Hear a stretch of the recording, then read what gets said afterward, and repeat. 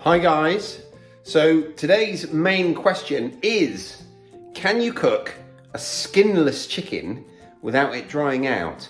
Now obviously what I'm trying to do in September with my self-sufficiency challenge means that if I mess up something like this, it really is a big deal. It's quite huge. Now those of you who've been following me for a little while will know that we've got freezers full of pork, but we don't have all that much chicken. In fact, we've got two at the moment, this one and one other in the freezer, and we won't be having any more for a little while. So it's really important that we make the most of this meat and we don't waste it. So one of the biggest risks when you're cooking a skinless chicken, and of course I skinned it instead of plucking because that's just a time constraint.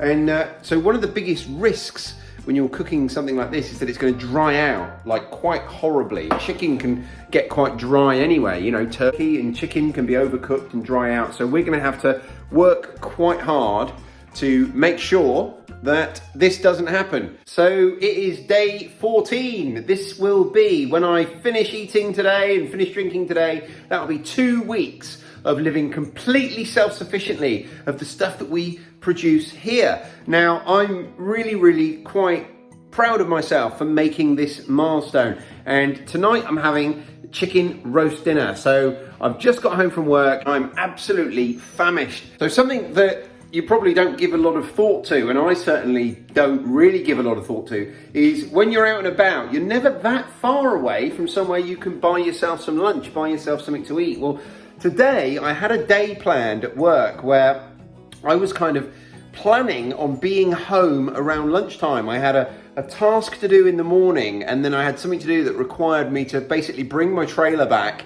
and switch a load of materials over and then go back to work. And my plan was to use that gap to have some lunch here at the house, have some eggs or something. Anyway, as it happened, my day's work didn't work out that way. I didn't get away from site, and I am absolutely famished. I haven't eaten anything yet today, not a bite. And we're having roast chicken tonight, so that's a good hour and a half away, probably, by the time we've cooked it and rested it and everything else. So I'm probably just gonna have a little bit of dried fruit or something to keep me going, because I've also got quite a lot of stuff to squeeze into that time. We need to get the chicken in the oven, we need to prep the spuds and the veg and everything else. I've also got to pick the veg and milk the goats all in that time. So I'm, everything's going to be quite compressed for the next couple of hours. So I'm really hungry, but the very first thing I've got to do is get the chicken in the oven. And in order to do that, first of all, we need to take some steps to make sure that it doesn't dry out. Now, usually if you've got a shop-bought chicken, it's going to have skin on, and that's going to really help the meat in the chicken to retain moisture. We don't have that luxury, so we're going to have to do a few other things to try and make sure that we don't get a problem. Now, the first thing I'm going to do is take some of this pork fat and just basically rub it all over the skin. This is going to act a little bit like if you were to put bacon over it or something like that, which is a fairly common thing to do. I don't actually have any bacon defrosted. If I'd thought about it, I could have got some bacon that I've made and used it to do that, but all of our bacon's frozen, so here we are. Okay, and the next thing we're going to do is we're just going to put a little bit of water in the bottom of the pan, not a lot.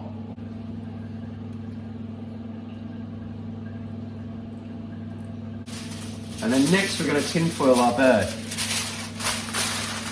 And we're going to make sure we get quite a good seal all the way around so that none of that moisture escapes. And then what's going to happen when it's in the oven, as it cooks, is that water in the bottom of the pan there is going to turn to steam, and it's going to kind of steam the chicken. And you wouldn't want to do this with a skinned bird, but we don't have any skin that we're worrying about, getting crispy or crisping up. Our objective is very much about not letting that bird dry out. Okay, and that's going into a preheated oven. So that's going to want about an hour and 20 minutes. It's a 2-kilogram bird. Basically, you would do 20 minutes per 500 grams or half a kilogram. So we've got 4 lots of 20 minutes, an hour and 20. Now I want to get my potatoes in the oven as well in half an hour or so. So what I really need to do now is get on and milk the goats, come back and get my spuds in. So that's what's up next. Now there's a couple of other things that I would have done if I had a little bit more time. I would have put some carrots, some onion, and those, you know, those aromatic vegetables in with the chicken, just to add some flavour to both the bird, but also the stock that we're going to get out of it. But I just didn't have time. That would have delayed everything, because it would have delayed everything by well over half an hour. And I'm too hungry for that, because I wouldn't have been able to do any of that until I've actually picked those vegetables. And I wouldn't be able to do that until I've milked the goats, which I'm on my way to do now. And as I walk out to the goats, I'm walking past my vegetable garden. We've got our laying birds over there. And obviously just behind me is the house. The reason I'm mentioning that is because when I'm here, I'm just surrounded by food and food production. And it's really easy for me to find self-sufficient meals here. But when I'm out, it's a different story. Obviously, there's almost nothing available. I could have found an apple tree, I suppose, and eaten an apple, but I was quite focused on work and I just didn't have the time to do anything other than work and then get home. Now, obviously, I stopped a few times for a drink. Well, I've been drinking water all day, but I didn't have a packed lunch, which I've been taking with me. And oh my goodness, you realize how easy we've got it, you know, because I was within a 2-minute drive of McDonald's and KFC and goodness knows how many other shops and supermarkets, but none of those are available to me today. None of those are available to me this month, and oh my goodness, did I notice the difference. So I have to make sure that I definitely don't do that again. Right, yep, I'm here guys, we're coming. So next up I've got to peel the spuds, and I'm snacking on this leftover pork. It's the very last of that pork loin I cooked. Right, that's the potatoes on. They're going to boil off in there. Boil for about 5 minutes, then we'll drain them, get them in the oven. This is some pork fat. This is going to go in the oven, heat up, and then the drained potatoes will go in here where I'll coat them all. They'll go back in. And while I'm waiting for the water to heat up, I'm going to go now and pick some veg. We've got some veg already in the house.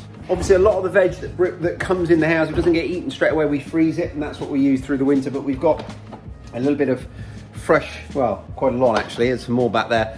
Fresh green beans, which we'll be having for tea. But I'm also going to go and get some other veg now, some carrots. I'm not sure what else. I'll just see what's out there. Okay, so I've got cabbage, carrot, and beetroot to go with those beans.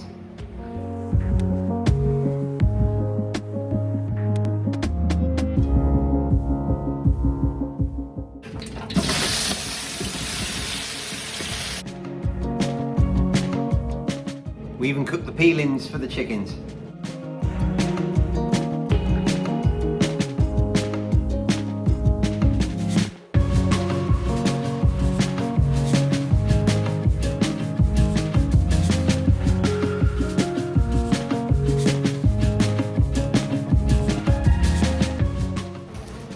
And we're now going to let that rest, but I want to save all of those lovely juices. So I'll just baste it one last time. We'll cover it in tin foil, try and keep some of the heat in, and then we'll let that rest for about 20 minutes before we carve it.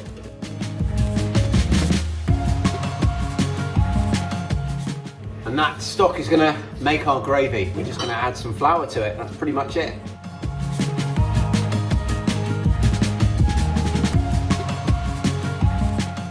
So I'm just waiting for the rest of my family to join me, but here we've got our roast dinner. So here's my gravy, and it tastes amazing. But the most important thing is a taste test on this bird.